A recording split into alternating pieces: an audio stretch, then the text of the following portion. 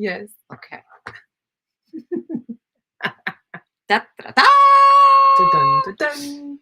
Welcome to High Heels Happy Hour. And Ingrid just said she's confused. So Not confused, puzzled. puzzled. It's one of those mornings. She's not. Her puzzle is not completely put together. It's crazy this morning. I am. Oof.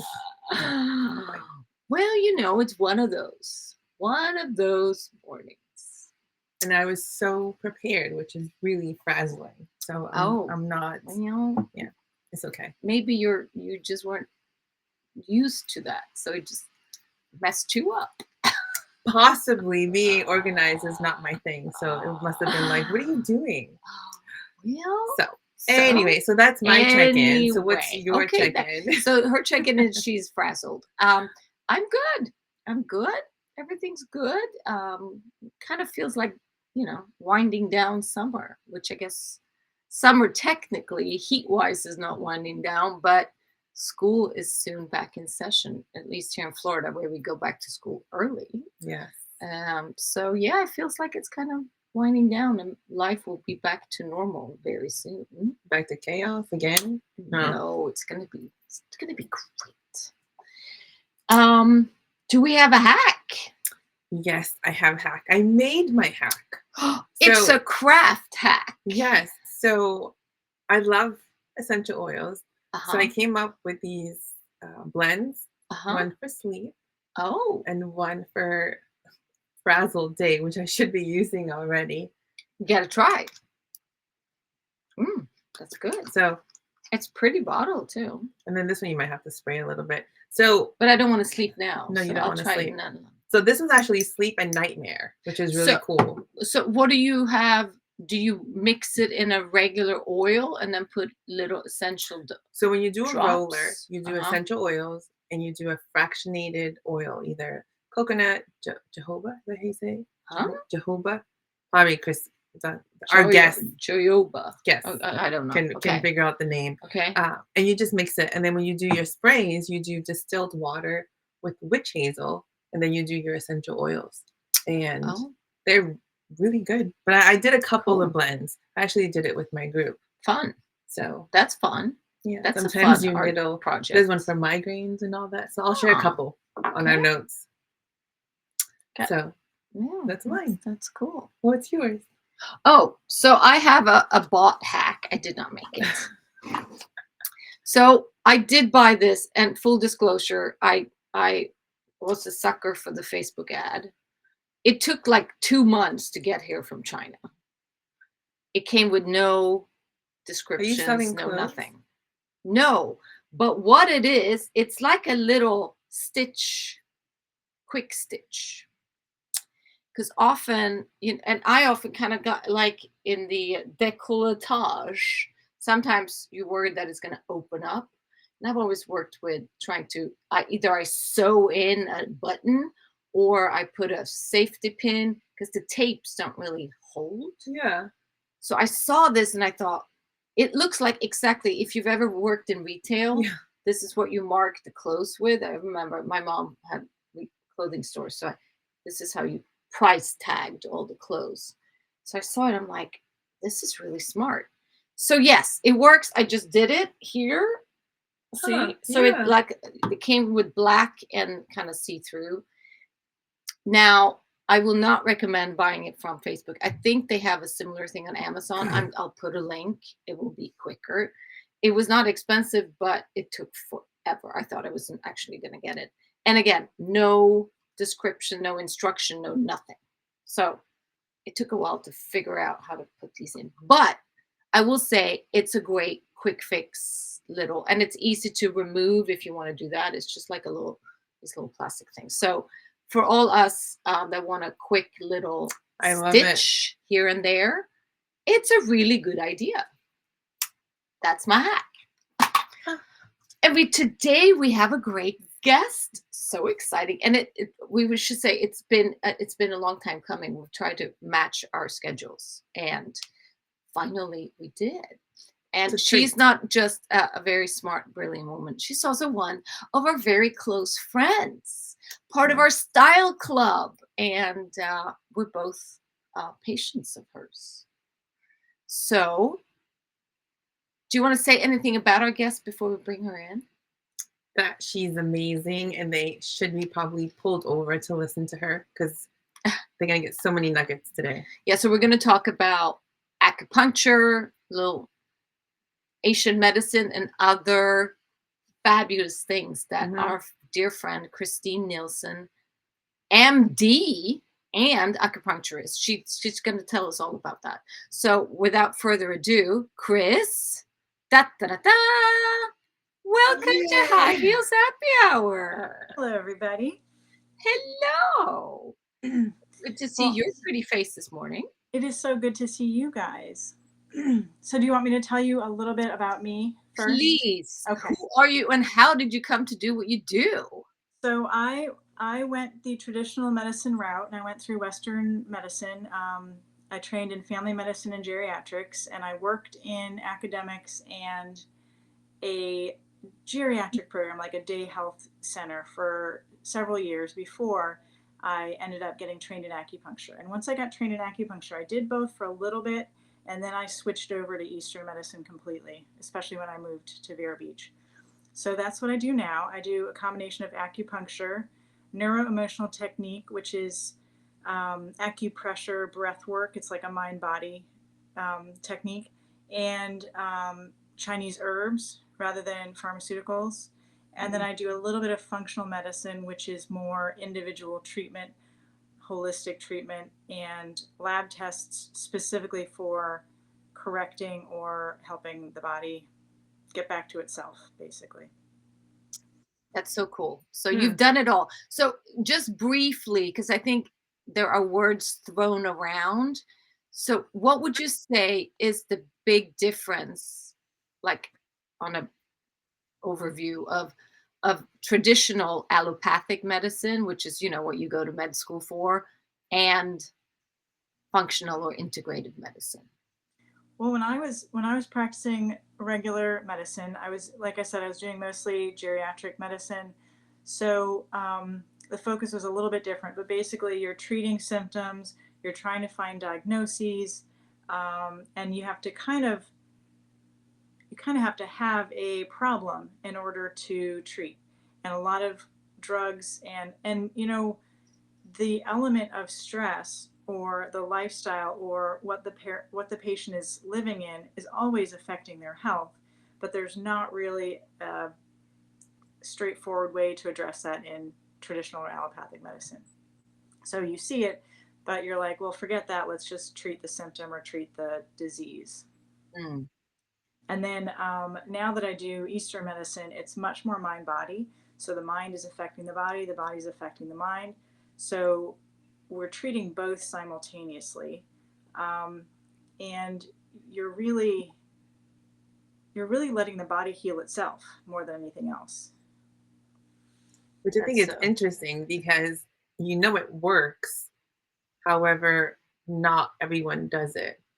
Well, I mean, when you hear it like this, it's a no-brainer. Like, why would you just want to slap band-aids on everything? Why wouldn't you want to make sure you look deeper? But of course, I mean, correct me if I'm wrong, but allopathic, regular, traditional medicine, it's great for those acute emergency, or I mean, all the medicines we have, antibiotics and things like that we sometimes need.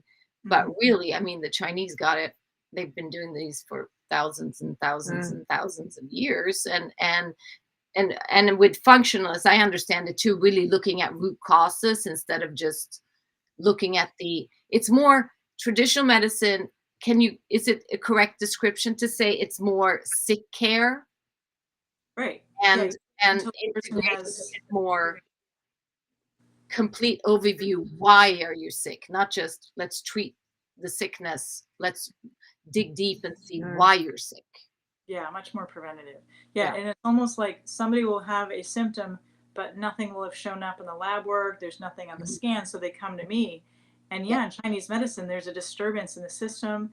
It's channel theory, so it's either like a channel is blocked or something is going to happen if we don't correct the system. So that's a perfect time to use acupuncture. And I always say, if people knew what I knew about acupuncture and neuroemotional technique, they would want what I want for them. Like, I want them to Yeah. start treatment. Even my own sister, I kept, like, I would give her treatments, but she doesn't live near me. And so I finally convinced her to start going to an acupuncture physician and just do the first 6 or 8 treatments. Yeah. Because you're missing out. You're missing out a whole lot of your own body's healing potential. Yeah, that's so cool. And talking about acupuncture, I was one that never tried it until I met you. Me, same. Yeah. Not until I met you. I was like, I don't want needles. Like, it's gonna hurt. So for me, I thought, okay, I get that it might help, but I have to be in pain for it to help. So going to you kind of opened up a whole new world of, oh, this might do something good. And I have actually, and I talked to Dr. Chris, I have gone elsewhere because I had to, and not everyone has the magic that Chris like doctors in general. I mean, not everyone's going to be. No, and I called you're not going to her. click with everyone. Do you remember I called you? I said, "Is this normal?" She's like, "No, it's not." I'm like, "Oh my goodness!" So even just with a few treatments with you, it's mind blowing what can actually happen. And I know you also got treatments done. Yep, I don't like needles. I mean, I don't want to see them. If I don't see them, I'm fine. I have very high pain tolerance, but you barely feel them. And I will say with acupuncture, if there is an area that's a problem, then you'll feel it. But that's when it's doing, because you can see if there's an area that has a strong reaction. Well, that's just what you need, right? So before we get into what would you say, something we ask everyone, what is it about your job today or what you do that really gets you out of the bed in the morning, that makes you tick? Okay, that's a good one. Well, this job for me is almost as healing for me as it is for my patients. It's such a give and take of energy and seeing myself in my patients, and they can kind of see themselves in me, that it's just, it's a mind body connection. And it really is fulfilling to see people heal themselves as well. And I really love introducing people to acupuncture. I had a person yesterday, and it was their very first treatment, and they were nervous, and I was just so excited to like put them at ease and let them experience it. So all of that. That's great. Yeah, and I will say, if you're afraid of needles, you get over that really fast. I went from being afraid of needles to having 85 needles in my face. That's right. And I fell asleep. All right. So, go ahead. So, we wanted to ask you, so the benefits of acupuncture. Okay. The probably top 5 benefits, and if there is someone that could not benefit, or is that a thing? Someone that can't do it, or if it's That's a great question. So the main thing that acupuncture does is it relaxes your autonomic nervous system. So it gets you out of fight or flight into a relaxed or a healing state. And so you only need a few needles for that. So it's not like you're overwhelming the body. You're just kind of like gently, and the needles are 50 times smaller than the needles you normally encounter in Western medicine. So autonomic relaxation. Then it decreases inflammation. It helps regulate all your chemicals, your neurotransmitters. And as a result, there's less tension in the body, and sleep and energy and digestion are all able to correct themselves. What was the other question? It was, what were the benefits? And if there's anyone that really could not get acupuncture.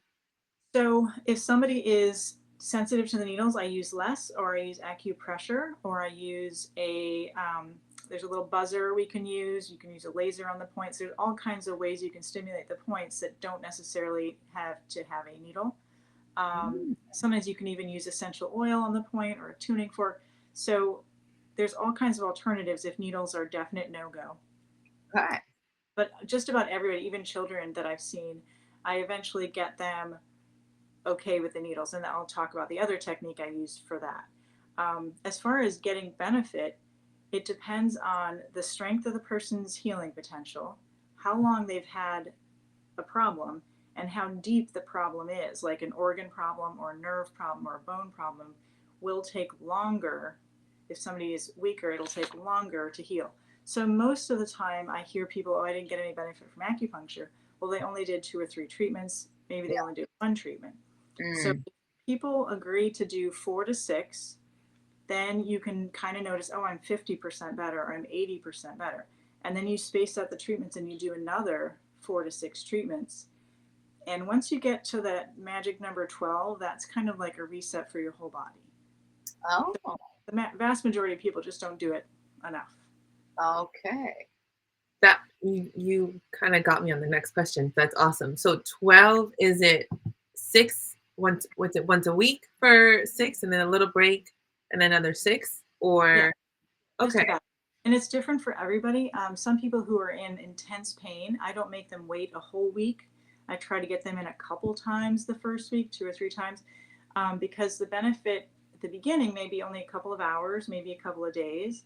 As you go, the treatment effect will last longer and more profound. So it's something you can tell, you can feel your body is getting better. And so you can kind of regulate, okay, I get a week of relief, I'll space them out to a week, week and a half, and then it goes from there. That's so cool.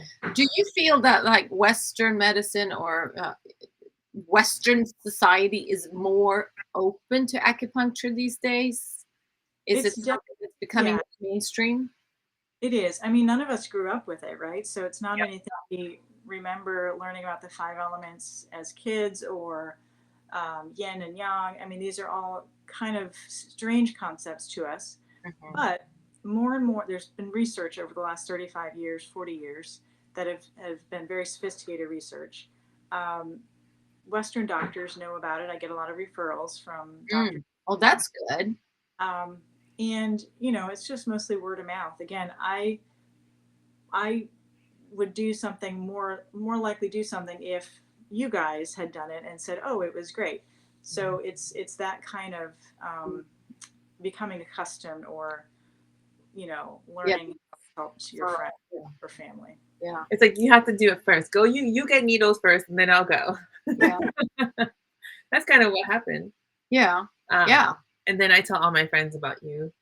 So it's definitely, I have not done the 12. So maybe that's why I'm like, I haven't.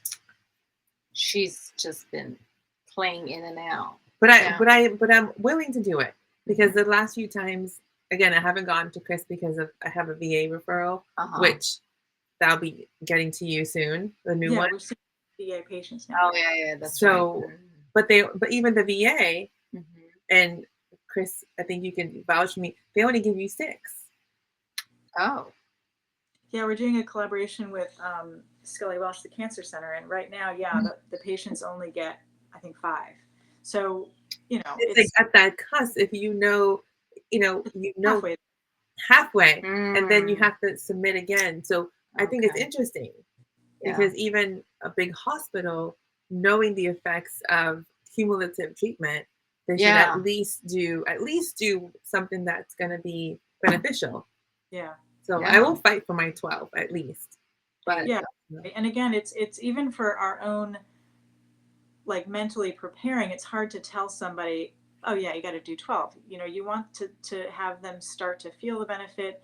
Again, if they knew what I know, they would want the 12. But it's all about like letting you notice the body's changing, letting you feel that you're healing, and then eventually, and you don't have to come twice a week. You can come every couple of weeks, but eventually you'll notice, and then I always have my tells. Like when I know I need acupuncture, just my sleep's a little off, or I start craving certain things, and I'm like, oh, I just need a balancing treatment. I need a maintenance treatment, and that's where acupuncture shines.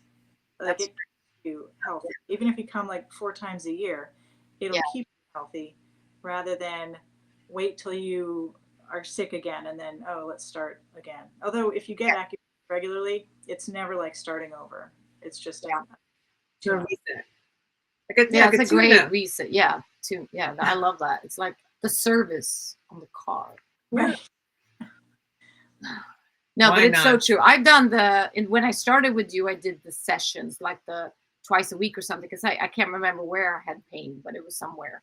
Mm-hmm. And then when I did the face one too, it was you did certain number cosmetic, twice a week for 4. Yeah. Now, someone that's starting acupuncture or listening to this saying, you know what, I may want to consider. Do you have something that can kind of ease them in to getting acupuncture? Like, is there something that you offer that allows them just to try it out? Training wheels, acupuncture training wheels, or maybe where they can come with a friend and try it out. Yeah, there is a community room that you can come with a friend, and it's recliners side by side, and it is like a kind of an acupuncture mini, but it's still the same thing. It's a whole treatment. That's cool. I like that. So at least they can ease into it. Yeah, it's not as daunting as, okay, I'm gonna. But when they see you, there's nothing daunting. They just want to hang out with you all day. So, I mean, who wouldn't want to hang out with you? I'll kind of segue into the next thing that I do, the neuroemotional technique, because I usually just start with that. Mm-hmm. And it's just an acupressure breathwork routine. And it's used for anything that is stuck in the mind body, like an emotional charge that is not dispersing. Normally when we have a stressful event or stressful memory, you know how you can feel it in your body. We store it in our shoulders, we store it in our stomach. Well, a lot of times if it doesn't discharge with like jogging or meditation, we can use this acupressure technique to release it. And so I treat anything that's causing a physical pain, an emotional block, or a mental block, mental obstacle. And you just do muscle testing and acupressure. You put your hand on your forehead and your hand on your pulses on your wrist and breathe like slow belly breaths for a couple breaths. But that alone will calm the autonomic nervous system. So if somebody has a little bit of an emotional charge about getting needles, we use that technique first. And you can almost feel your body going back to neutral. The breathing gets smoother, little muscles relax that you didn't know were tense. So I find that to be a really great kind of introduction or intro into, oh, now I'm relaxed. Okay, now lay on the table and I'll. Yeah. I love that. That's so cool. When you do that. I've done that too. It's amazing how the body responds to certain things and how it's just automatic. Mm-hmm. It's like your unconscious is processing. So you don't have to do anything. It's a passive. Your body kind of releases for you. The unconscious is pretty intense. So now, we know why people should do it. Now, what are the biggest misconceptions that you get as far as, I know we said being scared of needles. Mm-hmm. What are some of the others that you're just like, really? Is that what you thought it did? Yeah. Or it does? Right. My favorite one. And so I definitely get, will it hurt? I definitely get, can I just get one treatment? Will that do it? Of course. But my favorite one is, do I have to believe in it for it to work? I think that is so precious. Again, because it's not something we grew up with. So it's not something we understand on a physical level. I always say, well, animals get acupuncture too, and they don't know what's happening to them. They get benefit, and they don't really believe in anything. Yeah. Like acupuncture. So, but yeah, that's the main one. I'm trying to think if there's any other. Mostly people are just kind of curious when I'm putting them in. What are you putting that in for? What does that point do? People micromanage, like, where are you putting it now? Right.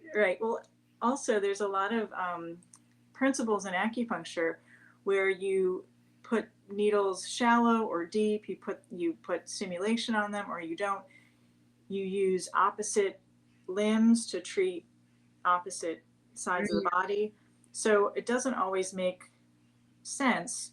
Like their elbow hurts, and so I go over to their other side on their ankle, or their feet are having neuropathy, so I start up in the top of their head.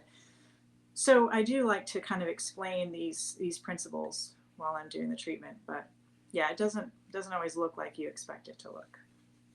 Which I think that's the magic of it. Like you just said, doing an ankle or placing a needle on an ankle, and it's going to affect your yeah. But that's the whole theory, the bloodstream and how it's all. I mean, it's the same with the foot massage. What is that called? Reflexology. Reflexology. Yeah, that all the pressure points and the things. middle of your foot is your liver. I'm like, yeah, what? That's. But I mean, I'm sure, and for a lot, I can just see like my mom. She would be like, "What? That doesn't make sense." and maybe it's where we grow up and a generational thing that if it's not it almost has to hurt. Like you got to go to the massage therapist and get really needled in order for it to be really effective. It's got to be like bigger gestures instead of just getting a little needle. So I'm sure that's a lot of people.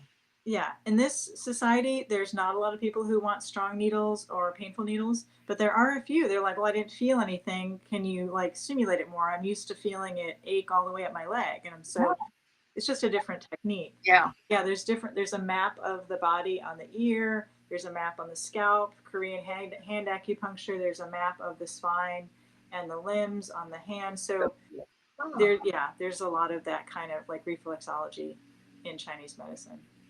Now, talking about reflexology, are those the ones that the little metal balls that you tape? They're like, is that what it is? Yeah, there's an ear seed that you can put on the point in the ear, and then it presses. And there's also points that you can put on the wrist for motion sickness. You use those bracelets. So yeah, you can use pressure. Oh, right. And that's also considered kind of similar in the acupuncture family, or is acupuncture? It's an acupressure. Pressure. Okay. Acupuncture is when you use the needle. You puncture. Yes. Okay. All right. See, I'm getting it. Can I ask you too? Because something I've also done. I try everything. The cupping technique. Is that also part of the Chinese medicine? Yeah, that's actually, we definitely do that in the office, but that's almost considered a home remedy that a lot of families can use when they start getting a cold. Yeah, they'll get the cups out and do the top of the shoulders, the back of the neck. I didn't know that. Yeah, it's really good treatment to head off a cold. Or just, if you have a lot of stagnation, or just in general your channels are blocked, you can do a cupping treatment to the back. There's also these gua sha, or scraping, and you use the wide Chinese soup spoons, and you just scrape the back until you get like a red reaction. Again, it's another home remedy. It's really good for keeping you healthy. It's like a preventative thing. Get all the lactic acid out of the muscles, get it back in the lymph, cleanses all those tight areas. I can see Christina's next hack is going to be, I got cups. I got my own cups. No, I did not know that. I didn't know you could do. Well, I've seen them for it's something, and I did with someone in your office that was specializing in like cellulite treatment, or like to get, because it's a lot of the fascia and inflammation and stuff. And I know I've seen on Facebook, apparently I get a lot of Facebook ads, but they have like a similar, looks almost like a cup that you are supposed to use for cellulite. I would refer to a professional instead of, but yeah, we've done the legs too. Yeah, you can do cups. Huh. Yeah. But there are little kits, and we use fire cups at the office, which are a little bit more. I want to try. Intensive. You put a lid cup in the cup, creates a vacuum. But they have ones that you can just kind of pump up a little pressure in, so they're not. Actually, you know what? The massage girl, therapist that comes to our house, she brings those pressure cups. Yeah. And use on the back. Yeah. And I remember when I did it in your office, the fire one, I mean, where you have inflammation, it will look like a huge hickey for a little bit. So I looked insane coming on my back and then down my legs. People were like, "What happened to you?" Oh, I think I'm gonna have to. But that's work. Yeah. Huh? No, I love it. I think it's. And that's another one that's like preventative. Two treatments is enough to clear your body of those, and especially the ones kind of lateral to the shoulder blades. There's like the detox points. So that's doing those regularly helps to take the pressure off of your system. You might be fairly busy coming up. Yeah. What's that? I said you might be very busy coming up in next right. week. Huh. But you were gonna say something. I apologize. I cut you off. Yeah, I just say like once a year to do the 2 sessions is about right. That's cool. So now we have the acupuncture, and we do have other modalities in the office. Is there, with someone dealing with either trauma or medical, do you recommend them having something else too? Because I know a lot of for myself, a lot of the veterans go to therapy and acupuncture. Is there a magic in what to do more, or do one alone and then the other, or together? Yeah. So what I do is primarily physiologic. So there's emotional things that come up or memories that come up, but we're dealing with that from the body standpoint. So yeah, it's not anything to do with psychology. But I do notice that people who have done a lot of psychology work or counseling or inner work, they are, it's like they're more in touch with it, or their conscious mind has already cleared it, and so they're like, oh yeah, I know what this is about, or I can dive into this much more easily than somebody who's not done psychology work. So they get a quicker release almost. It works faster. Yeah. They have a little bit more resilience or maybe some tools. And then of course, if somebody brings up some deep emotional stuff, then I just refer them, recommend that they follow up or address the psychological or the cognitive stuff with a therapist. Okay. Is there an age limit? I mean, like for kids? I do NET on babies, so I don't necessarily do acupuncture on kids who are younger than 4 or 5. I do acupressure. They respond really well just to my thumb on the point, or just like a little massage or a little tapping on the point. But I can do NET on any age as long as I can muscle test a person who's holding them. So NET, any age, acupressure for the little kids. Very cool. Yeah. Or my children. I think I must have just called them kids. Oh, children. So before we find out where they can find you, or we know where we can find you, is there anything you would like to add that we may have not touched on?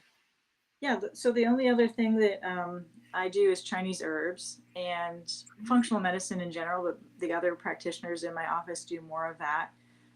So we'll do testing specifically to a person and treat specifically what the tests show. But Chinese herbs I find are very helpful for building up the healing potential. And you take them, we do pills. There's a lot of traditional Chinese medicine practitioners that do like teas or powders. We just use capsules, but you have to take like 3 or 4 pills every time you take them, and they're usually multiple doses a day. But that's really helpful for if the first couple of acupuncture treatments aren't having the effect that we expect. You want to build up the person's chi with an herbal formula.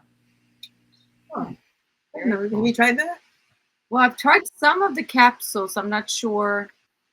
We do a lot of supplements and and herbal microbials. So we have other things too, but the Chinese herbs are specific formulas. If you come in and you're like, okay, it's not working, we got plan B for you. Right. Right. I love it. But it's like, it's like anything with health. It's about nutrition and movement, and it's not just one or the other. It's Oh, yeah. So it's inside and getting from stress reduction, lifestyle, nutrition, sleep hygiene. Yeah. The circle of life. Yeah. I love it. So we always ask our guests, high heels or flats? Definitely flats for me, girls. You know me. Like we know you so long ago. That's my line. That's okay. We love you anyways. That's okay. And then now, where can our listeners find you?